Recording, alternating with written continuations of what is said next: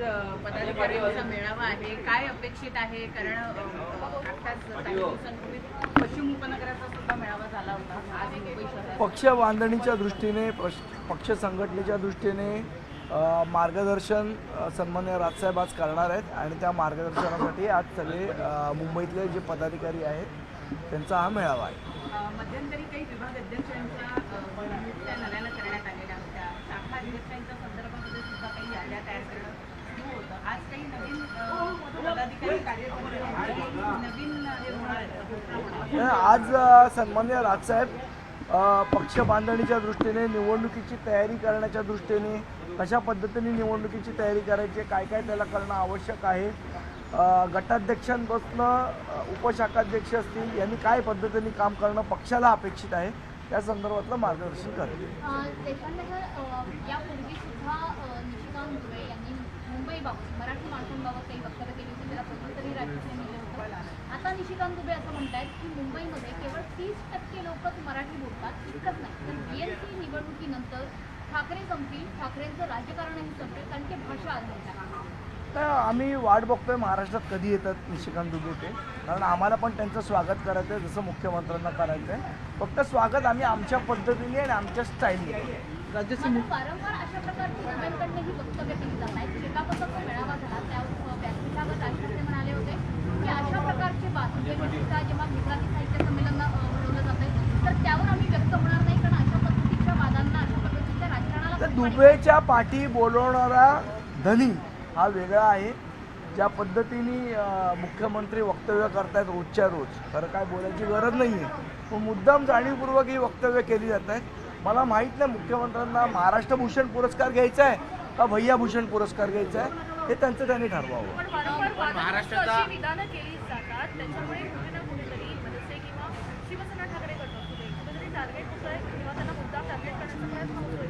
मला असं वाटतं काय आम्हाला टार्गेट करणार आणि कशाबद्दल करणार. आम्हाला टार्गेट करण्यापेक्षा त्यांचं टार्गेट हे बिहारच्या निवडणुकात हे लक्षात ठेवा.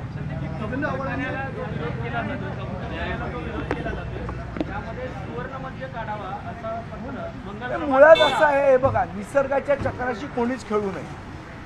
आज निसर्गाने ठरवलेलं असतं, निसर्गाचे जे नियम आहेत त्या नियमाच्या विरोधात गेलं की निसर्ग आपल्यावर कोपतो, ही भावना आहे. आता पहिले आपण नागपंचमीला सापांना दूध पाजायचो, तेव्हा कळलं की साप दूध पीत नाही आणि ते बंद केलं आपण. त्यामुळे प्रत्येक धर्मात सुधारणेचा वाव असतो. मला असं वाटतं काही गोष्टी या भावनेने नाही तर बुद्धीने बघण्यासारख्या.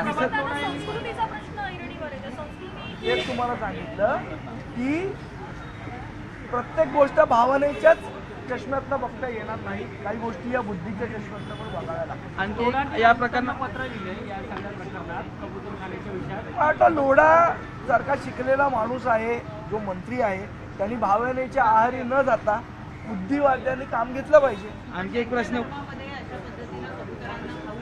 मी तुम्हाला सांगितलं आपल्या धर्मामध्ये पण सापाला दूध पाजायचं होतं ना, नागपंचमीला पाजायचो, आपण बंद केलं ना. का केलं? कारण ते हानिकारक असतं त्या प्राण्यांसाठी. मला जर वाटतं जर आपण बंद करू शकतो तर ते का नाही करू शकत. प्रत्येक धर्मामध्ये काही रूढी परंपरा आहेत ज्या काळानुरूप बदलतात, त्या बदलल्या गेल्या पाहिजेत.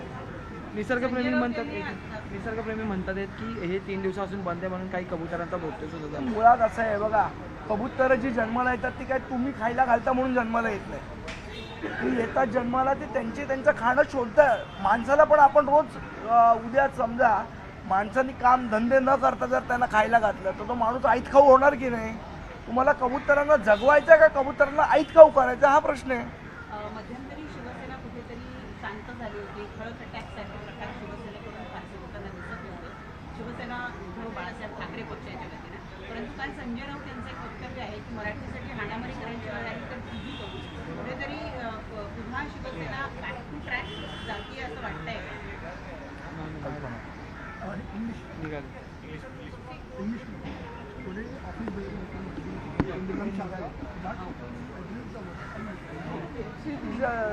Basically this meeting is particularly for the preparation of forthcoming election, how we are going to face it and what are the preparations are to be needed, that will be guided by Rasana.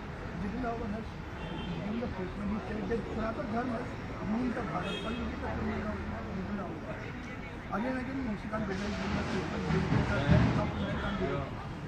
I think this is being deliberately they are doing this. I don't know whether they are targeting MNS or they are targeting Biharis.